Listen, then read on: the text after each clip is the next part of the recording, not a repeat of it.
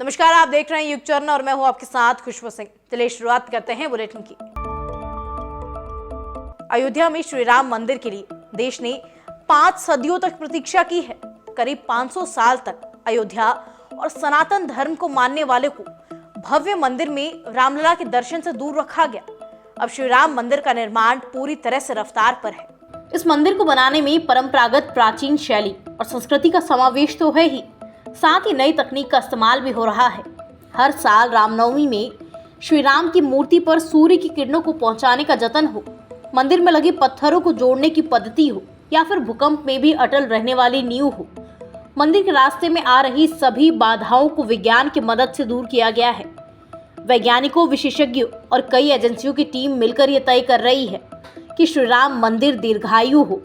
बता दें कि मंदिर का पूरा परिसर 71 एकड़ का है, जबकि रामलला का मंदिर 8 एकड़ में बन रहा है। मंदिर को इस तरीके से बनाया जा रहा है कि वो कम से कम 1000 साल तक खड़ा रहे। इजरायली सेना ने 15 दिसंबर को गाजा में अपने ही 3 नागरिकों को गोली मार दी। तीनों की मौके पर ही मौत हो गई। इन तीनों नागरिकों को हमास ने 7 अक्टूबर को बंधक बनाया था। इजरायली डिफेंस फोर्स ने कहा कि हम इस घटना की जिम्मेदारी लेते हैं। गाजा सिटी के शिजाया इलाके में एक ग्राउंड ऑपरेशन के दौरान सैनिक को लगा कि ये लोग उनके लिए खतरा है। गोली मारने के बाद जब शव के पास पहुंचे तो मारे गए लोगों की पहचान के बारे में संदेह हुआ। बाद में पता चला कि वो इजराइल के ही नागरिक है। आईडीएफ के स्पोक पर्सन हगारी ने कहा कि गाजा में एलोन शमरिज योतम हैम और समीर अल तलाकतला की मौत हो गई है। हमें लगता है वो हमास की कैद से बचकर भागे थे। 7 अक्टूबर को शुरू हुई जंग में अब तक गाजा के 18,000 से ज्यादा फिलिस्तीनियों की मौत हो चुकी है। देश की supreme court 25 high court, district और अधीनस्थ अदालतों में 5 करोड़ से ज्यादा केस पेंडिंग है।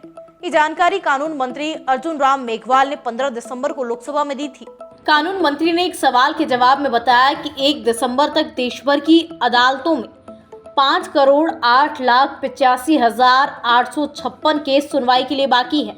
इनमें से 61 लाख से ज्यादा केस 25 हाई कोर्ट में पेंडिंग है। 6 महीने में सुप्रीम कोर्ट के पेंडिंग केस 10,000 बढ़े।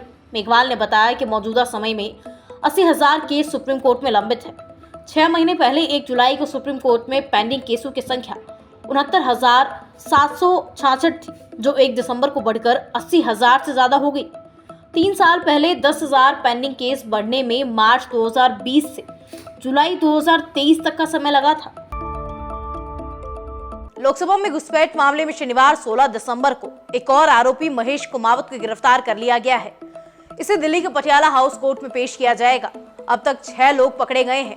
13 दिसंबर को 4 आरोपी पकड़े गए थे। ललित झा ने 14 दिसंबर को सरेंडर किया था। इस बीच कांग्रेस नेता राहुल गांधी ने आज कहा कि ये घटना बेरोजगारी और महंगाई की वजह से हुई है।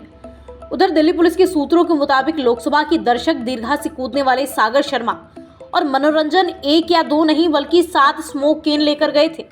पुलिस की तरफ से ये भी बताया गया कि आरोपियों ने संसद के आसपास के इलाके के गूगल के जरिए रेकी की थी। वो लोग कई चीजों से वाकिफ थे।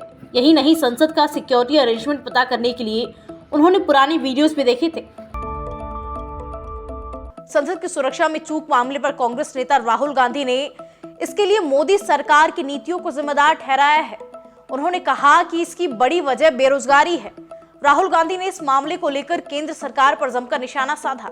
मीडिया से बात करते हुए राहुल ने कहा, ये क्यों हुआ है? देश में मुख्य मुद्दा बेरोजगारी है। पीएम मोदी की नीतियों के कारण देश के युवाओं को नौकरी नहीं मिल रही है। इस घटना का मुख्य कारण बेरोजगारी और महंगाई है। कांग्रेस के राष्ट्रीय अध्यक्ष मल्लिकार्जुन खड़गे ने कहा, ये एक गंभीर मुद्दा है। इस पर सरकार को ध्यान देना चाहिए। हम बार बार सदन में मांग कर रहे हैं कि केंद्रीय मंत्री यहां आए और बयान दे, लेकिन वो आना नहीं चाहते हैं। वो सदन को चलने देने के लिए तैयार नहीं है। ये लोकतंत्र के लिए सही नहीं है। लेकिन उन लोगों से भी बात करके कोई फायदा नहीं है जिन्हें लोकतंत्र पर भरोसा ही नहीं है। वो कांग्रेस का नाम लेकर और नेहरू गांधी को बदनाम करके वोट लेते हैं। उनका काम केवल हमें बदनाम करना और वोट लेना है। फिलहाल खबरों में इतना ही। आगे खबरों को देखने के लिए सब्सक्राइब कीजिए हमारे चैनल को।